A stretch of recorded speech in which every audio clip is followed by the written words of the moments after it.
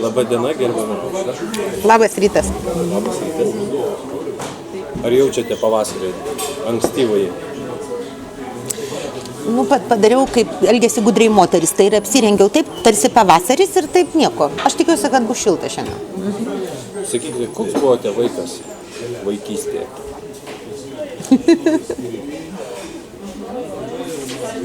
Aš užaugau Palangoj, kada jinai nebuvo tokia, kokia dabar. Tai buvo mažas miestas, įsivaizduokite kokį nors tokį lietuvišką bažnytkaimį. Ten turbūt gyveno kokie 3-4 tūkstančiai žmonių. Prie upelio, miesto pakrašty, dabar jau centras, bet netoli Maksimos dabartinio. Bet tada buvo visiškai pakraštys. Gatvėje gyveno 3 berniukai, mano brolis ir ant kaimynų. 2 berniukai ir aš. Mes ką veikdavom, mes gaudydavom rondžiai visokius kilbukus ir konservų dėžutę juos išsivirdavom ir netgi valgydavom, kas įdomiausia. Tiesiog buvo mažas miestas. Iš tikrųjų tai buvo labai normali vaikystė, ta prasme, kad tai buvo vaikystė vaiko, kuris gyveno tą tokį natūralų gamtos gyvenimą. Televizoriaus nėra, upė yra, upelis yra kilbukai, daržas yra. Interneto, Facebooko nebuvo? Nieko nebuvo. Ta prasme, aš turiu romantišką prisiminimą iš to momento. Kai man buvo 12 metų, mane pervežė į Vilnių ir tada jau buvo blogiau. Ta prasme, Vilnius jau buvo blogiau. Tai buvo didelis miestas, ypač vaikų iš mažo miestelio, man buvo tas smūgis labai didelis.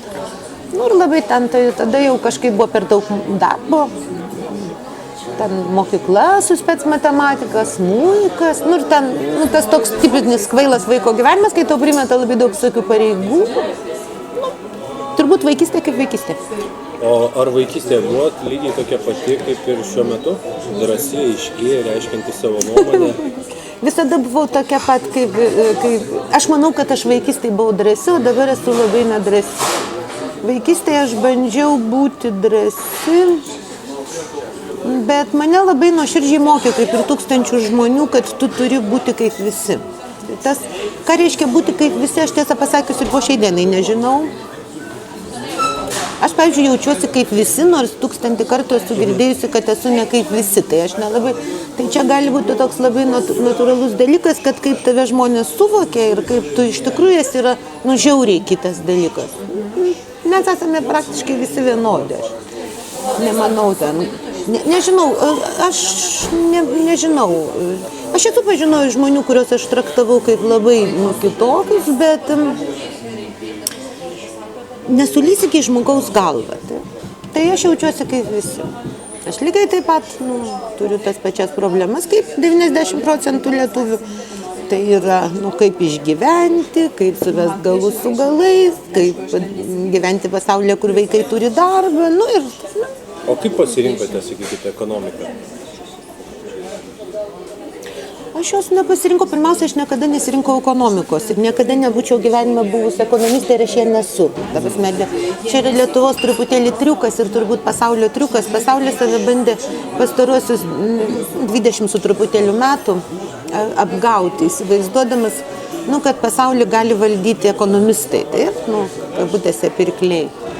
Verslininkai ir ekonomistai, kurie ekonomistai lyg tai būtų šventikai prie pirklių religijos. Pirkliai nustato žaidimo taisyklės, o visokie ekonomistai tie tokie standartiniai jau po to paaiškina, kodėl tie pirkliai yra jau gėris. Tai tikrai niekada nebūčiau sugalvojus tokiais niekais užsiimti, niekada. Aš iš tikrųjų, jeigu, grįžtant į mano vaikystę, aš turėjau labai specifinę patirtį. Vaikystę visiškai netipiška sovietiniam vaikui. Man dabar yra, tuoj bus 56. Čia tiesa, vienas niuansas Facebook'e nesenai skaičiau, kad jeigu moteris drąsiai pasako savo amžių, tai rodo, kad su tokiu moteriu reikia bijoti, nes jos gali pasakyti bet ką. Tai ta prasme, aš esu žmogus gali pasakyti bet ką. Tai man tie 56 jau tuoj bus, už 2 mėnesių. Ir tai aš esu visiškai sovietinių laikų vaikas. Taip, aš gimiau 58-ais ir augau ten tais visai griežtai sovietiniais metais ir universitetą baigiau dar sovietiniais laikais. Tai kas buvo labai netipiška mano gyvenime, 2 metus aš gyvenau toje Palangoje, ten mano tėvelių namą nusipirko vienuolis ir mane paliko 2 metam gyventi su juo. Ir namai gyveno 6 vienuolės, 2 kunigai ir aš.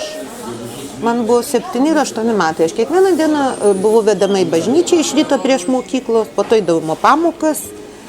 Mišios būdavo šaltoje bažnyčioje, tais laikais niekas bažnyčių nešildė, mišios buvo lotyniškos, nelabai ten ką suprasdavai.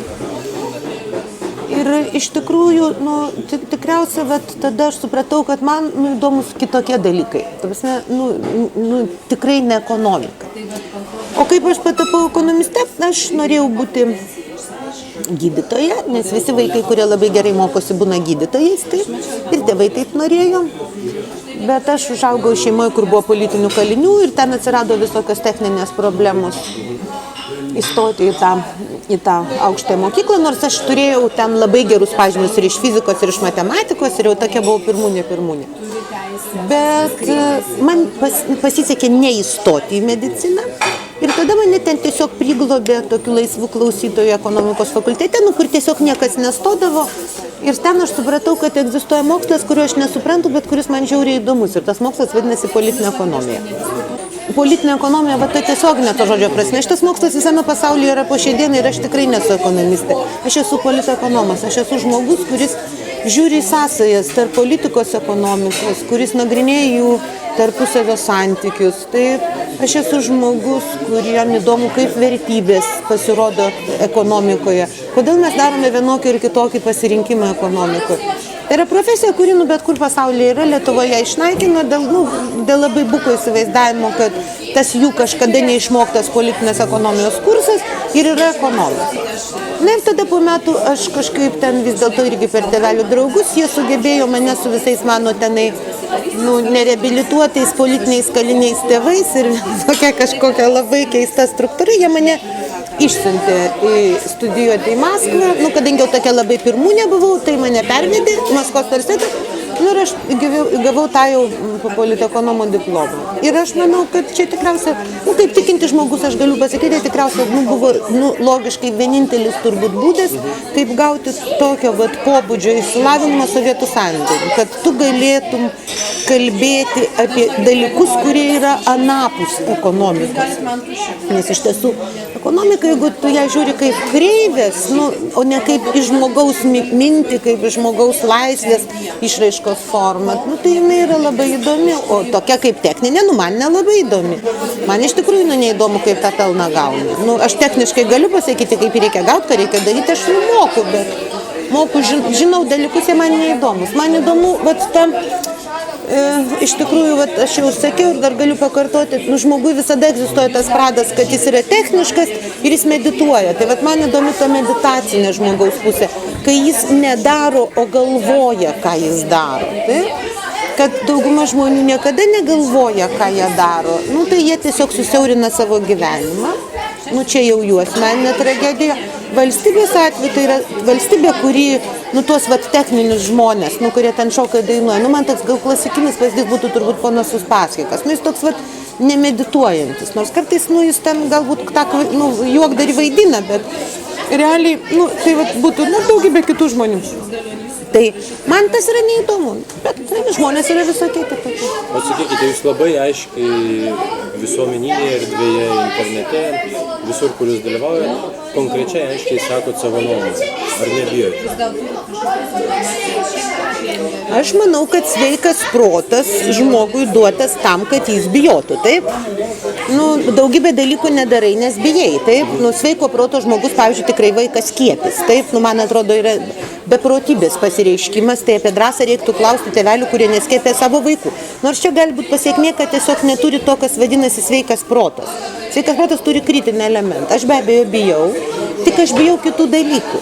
Matot, mes labai, jeigu žmogus yra tas techniškasis, jis labai bijo, kaip jį vertins visuomenė, jis labai bijo netekti pinigų arba netekti valdžios labai bijo. Tai ko aš bijau, yra labai kiti dalykai. Aš bijau netekti savęs. Reiškia, aš labai paprastai galiu baimę pasakyti tai, ką matau, todėl kad tą patį momentą, kai aš pasakysiu ne taip, kaip aš matau ir jaučiu, aš ir būsiu peržengus tą ribą. Aš visiškai nebijau netekti pinigų, nes aš jų niekada gyvenime nesu turėjusi. Tiesiog aš pripratau be jų gyventi.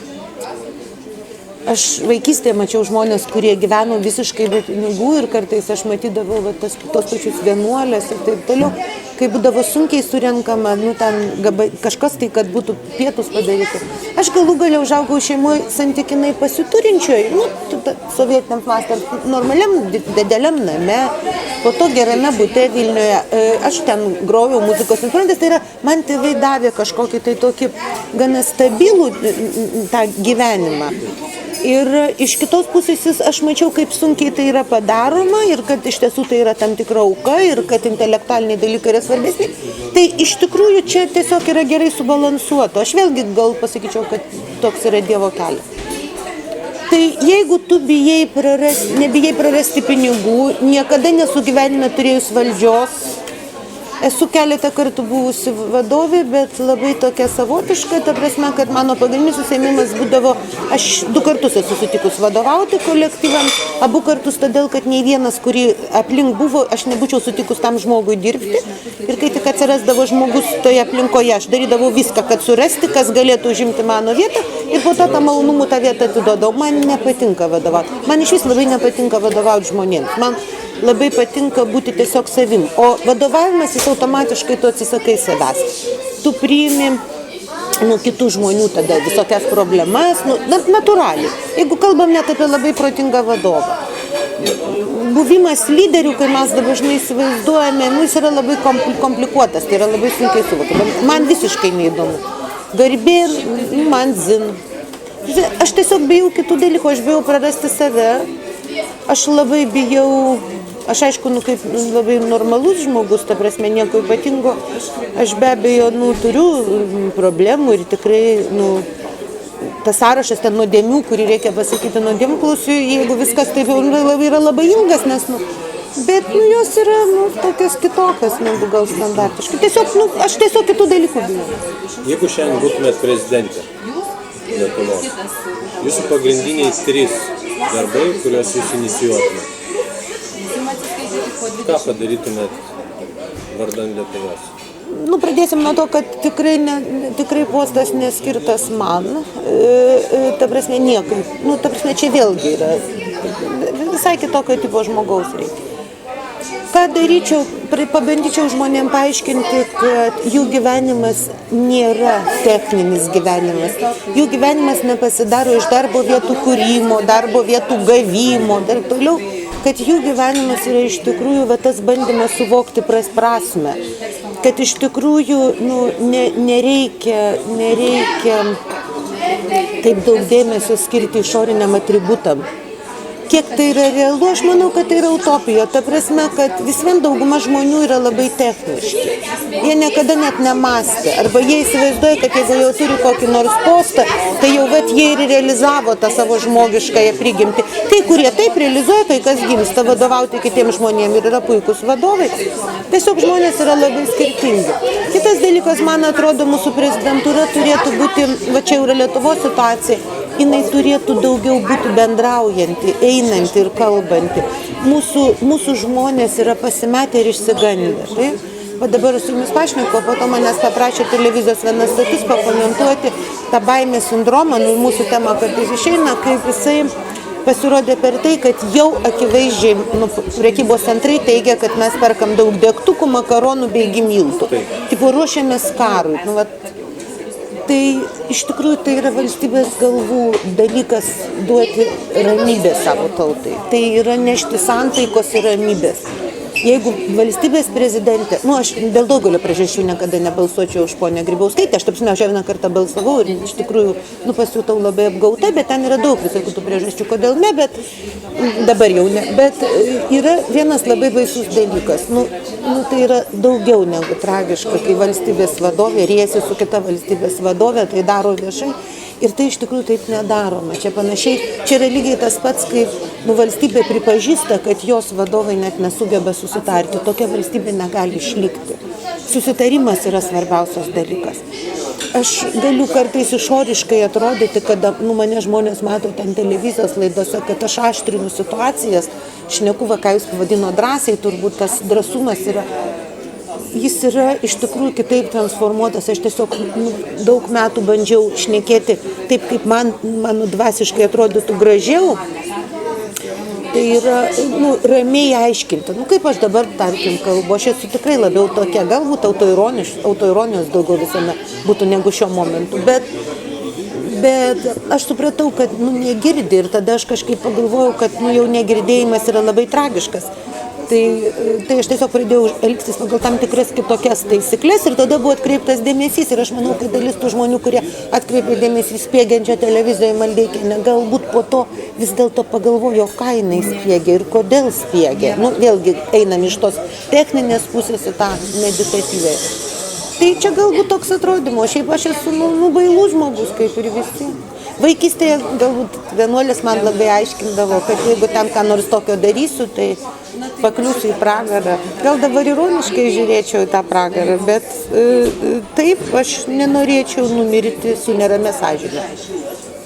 Aš nežinau, kas bus po to, kaip tikintis žmogus, aš turiu tikėjimą, kad bus kitaip, bet mesgi niekad nežinom. Tai iš tikrųjų, bet aš norėčiau tą paskutinį momentą, kai aš save fiksuoju kaip individą, aš noriu turėti jausmą, kad aš galiu savo pasakyti, sąmoningai nemelavau. Ką jums reiškia tikras žmogus?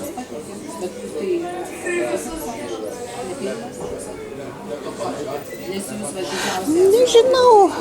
Šiaip, tie žmonės, su kuriais aš bendrauju, labai nedidelis ratas žmonių, su kuriais bendrauju, stabiliai, ką pavadintumėm draugai ar ten artimesni. Jie visi yra tikri. Aš kažkaip Dievas mane labai visada saugojo ir apsaugojo labai nuo labai didelio bendravimo, aš turiu tokią santykinai ramią šeimą. Tik kiek šeima gali būti rami, nes tai vis vien yra labai sudėtinga erdvė, kur susitinka labai skirtingi žmonės su labai skirtingais lūkesčiais. Aš turiu labai gerą darbovietę, fantastiškus vadovus, kurie, jeigu ir nepritarė tam, ką aš darau kartais, tai reaguoja taip, tegul vaikas pažaidžia. Tai aš tiesiog gyvenu tokį santykinai subalansuotą gyvenimą išorinį. Kiek tame yra mano pačios darbo, taip, aš labai paprastai mesdavau bet kurią darbovietę. Ta pačią dieną, kai pajusdavau, kad jinai netikra, kad kažkas yra, kad žmonės daro tai dėl ko nors kito, ne dėl to, pavyzdžiui, jeigu rašo straipsnius, ne todėl, kad pabandytų papasakoti istoriją ar ten kažkaip, o todėl, kad nori kokios nors įtakos, garbės, dar kažko. Tai man tikras žmogus yra, kuris nenori kuris negyvena dėl pinigų, kuris negyvena dėl valdžios, jis gal ją turi ir pats pinigų turėjimas nepadaro žmogaus blogo, bet tu neturi dėl jų gyventi. Valdžia irgi nepadaro žmogaus blogų, gal tai yra labai sunkus įsipareigojimas, aš labai gerbiu valdžios žmonės vien todėl, kad sunkiai įsivaizduoju, kokia yra našta kasdien galvoti apie tokį kiekį žmonių kitų, jeigu jie galvoja, tai labai sunkus darbas. Bet tu neturi dėl to, kad tavim ten žavėtųsi, taip, ir ten mes labai dažnai matom, kaip mūsų vadai išeina, ten jiems net aureolė, kai jau ten jos žiūri ir aš, įsigastu, aš tada labai bijau ir tada aš greitai pasitraukiu. Šiaip aš labai paprastai sprendžiu problemas, aš esu pasitraukiantis žmogus. Tai noriu Jums padėkoti už Jūsų laiką ir žinoma už Jūsų atvirumą. Toks čia ir tas laikas. Ačiū labai. Dėkui.